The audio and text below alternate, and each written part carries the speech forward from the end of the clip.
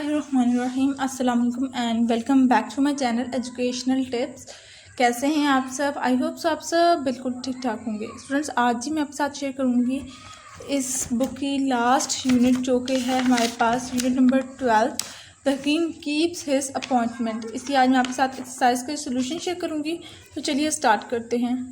तो एक्सरसाइज के अंदर क्वेश्चन नंबर 1 है जी हमारे पास। क्वेश्चन नंबर 1 है जी आंसर द फॉलोइंग क्वेश्चंस, और पार्ट नंबर ए है who was sir Anthony Hope Hawkins, यानी कि सर एंथोनी होप हॉकविंस कौन थे। तो इसका आंसर है Sir Anthony Hope Hawkins was an English novelist and playwright. He wrote The Prisoners and of Zinda, from which this extract was taken. यानी कि ये वाला जो स्टोरी है ये कहाँ से ली गई थी?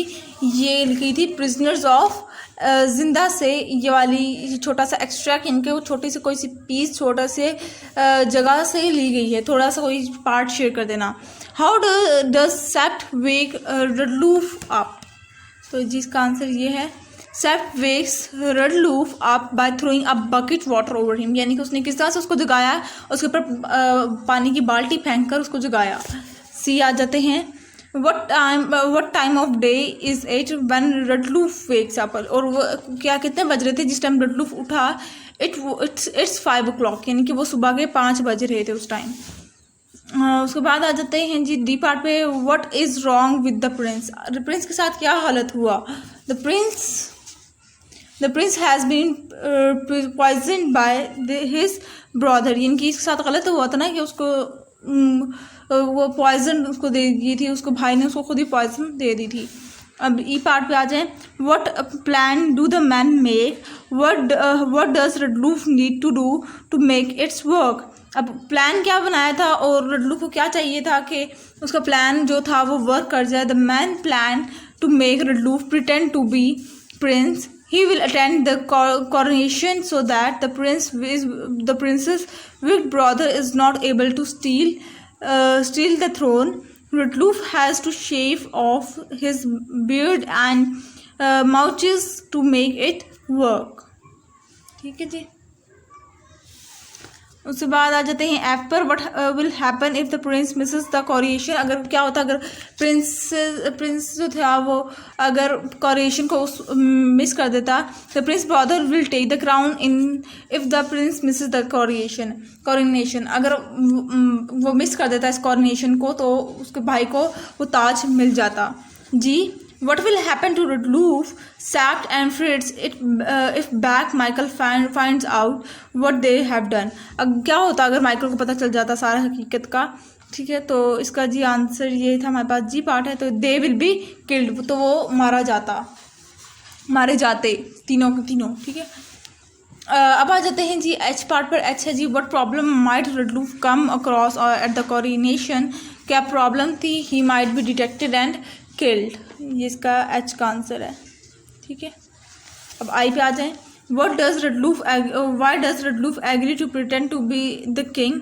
Try to come out with at least 2 answers.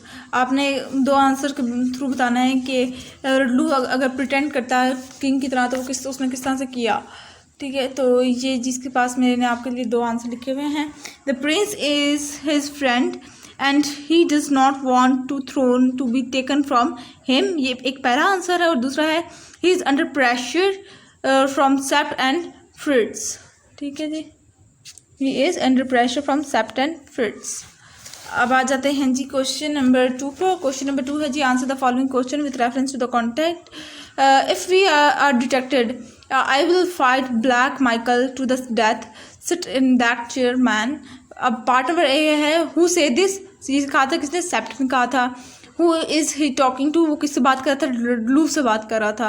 Where does he say that he will fight Black Michael to the death? उसने ये क्यों कहा था कि वो लड़ेगा, उसकी मौत के खिलाफ लड़ेगा? तो जी ये इसका आंसर है he does not want Black Michael to taken the throne. He thinks that the prince is the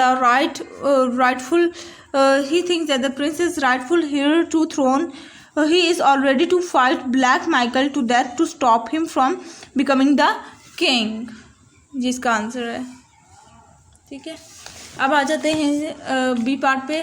thank God he saved his beard, he exclaim. Who say this? Sept. Who is talking about this king? The king. What does this reveal about the king appearance and now and in the past? तो इसका answer आपके पास story में है, तो आप लोग story आप लोग एक मतलब समझ लीजिएगा, सुन लीजिएगा, तो आपको इसका आंसर दे देंगे। नेक्स्ट आ जाते हैं यहाँ पर बी पार्ट है, वर्किंग विथ वर्ड्स, और क्वेश्चन नंबर 1 है हमारे पास, complete the following in your own words.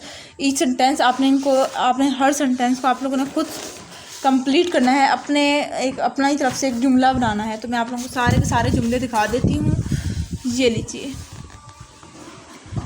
ये पार्ट नंबर ए का है। Then I suppose we will have to wait and see what happen. Second, for a moment or two I waited for a man to pause, then I had to interrupt. C आ जाते हैं, it was 6 o'clock now and they were still talking. D, then I burst out laughing because it was such a funny sight. E, he did it from the room when he remembered that he had left the tap on, यानी वो टूटी खुली छोड़ गया है। और F पे आ जाते हैं जो लास्ट है, I leaped to my feet when the teacher came in। ठीक हो गया। अब आ जाते हैं नेक्स्ट पर, क्वेश्चन नंबर 2। क्वेश्चन नंबर 2 हमारे पास, look at the phrases from the story, discuss them and when you are sure what they mean, using them in the sentences of your own. A sneering smile. The shop assistant gave me a sneering smile. She knew I could not afford to buy anything. यानी कि हल्की सी मुस्कुराहट देना। Next second पे आ जाए। We were hot in spirit when we took part in protest because we were tired of being heard, यानी मुसलसल सुन सुन के हम लोग भी उकता चुके थे। She woke with a start when the fireworks began. D, the child burst out laughing when the clown pretended to fall over. E, the man in the hospital waiting room was pale as a ghost. So was F, they told me that they knew nothing about the broken window, but I smell a rat when I saw the cricket bat under the sofa. अब आ जाते हैं सी पर, learning and languages. उसके अंदर आप लोगों ने टेंसेस बताने हैं। तो पहले का है, yesterday Mohsin played football with his friend, ये पास्ट टेंस है। प्लेड क्योंकि यहाँ पे यूज़ हुआ है, ये सिंपल पास्ट टेंस है। Sajid will return to England on Tuesday, future will use हुआ है। Mohsin fell on the grass, ये पास्ट है। Fell second form of verb है। Seema sings very sweetly, present tense है। सिंग्स एस यूज़ हुआ है, एस और ये सिंपल प्रेजेंट टेंस में होता है। We like her because she does not like us, present. Does yes, ठीक है। तो यहाँ से हम लोगों को पता चल जाता है कि ये प्रेजेंट है, ये पास्ट है, ये फ्यूचर है। प्रेजेंट में कॉन्टीन्यूस टेंस पूछा है, तो ये प्रेजेंट कॉन्टीन्यूस टेंस है। पहला पास्ट कॉन्टीन्यूस, फिर फ्यूचर कॉन्टीन्यूस, फिर पास्ट, फिर फ्यूचर और फिर प्रेजेंट कॉन्टीन्यूस टेंस। अब परफेक्ट टेंस के बारे में बात की है, तो उन्होंने इस दफ़ा सेंटेंसेस बनाए भी नहीं दिए। उन्होंने कहा है कि आप लोगों ने खुद बनाने हैं। तो क्वेश्चन नंबर 3 मैं आप लोगों के सामने शो कर रही हूँ अभी। पहला सेंटेंस है पार्ट नंबर ए का, the teacher has taught us another unit, they had brought very beautiful gifts. I will have spoken about his misbehavior to the headmaster. D, I have received his letter today. और PE, he had mentioned your name in his letter. अब आ जाते हैं question number 4 पर, जिसके अंदर revision है। आपको सारे बताने होंगे, प्रेजेंट, पास्ट और फ्यूचर तीनों के तीनों टेंसेस बताने होंगे। इन क्वेश्चन नंबर 4 है, in your notebook make similar tables for the following verbs. ठीक है, आपने इनका जंप का भी बताना है। देखो सिंपल टेंस में, पास्ट टेंस में जब हम लोग जंप को करेंगे, ही जंप्ड आ जाएगा। प्रेजेंट में ही जंप्स और फ्यूचर में ही विल जंप। मैंने सिर्फ पहले का बना के बताया, ठीक है, पहले वाले पार्ट का। कंटिन्यूस टेंस में देखें, he was jumping, he is jumping और he will be jumping. Perfect tense के अंदर he had jumped, he has jumped और फिर ही विल हैव जंप। ठीक है, next coming towards next page, उसके अंदर देख लेते हैं क्या है हमारे पास। डी पार्ट हम लोग, डी जो पोर्शन होता है वो हम करते नहीं क्योंकि इसके अंदर लर्निंग और लिसनिंग है। ई पार्ट है जी कंपोजिशन, तो कंपोजिशन ये रहा। No, I think he was not found out, and he because the king when he met Black Michael, he pretended to be the real king. He said that he had already found out that his wine was drugged, so he did not drink it. Black Michael started trembling with fear. He could not believe that the king might be so well prepared for the coronation.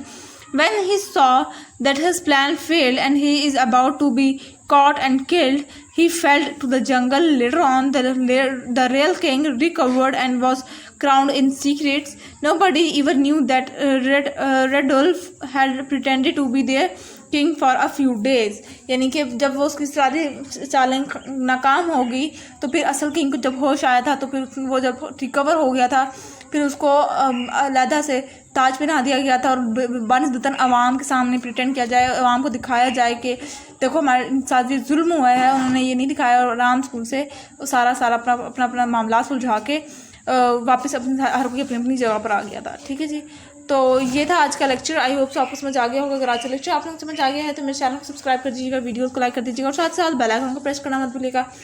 इससे जी मेरी आने वाली हर latest update सबसे पहले आप तक पहुंचेगी। मिलती हूँ किसी और वीडियो में, दुआ में याद रखिएगा। अल्लाह हाफिज़।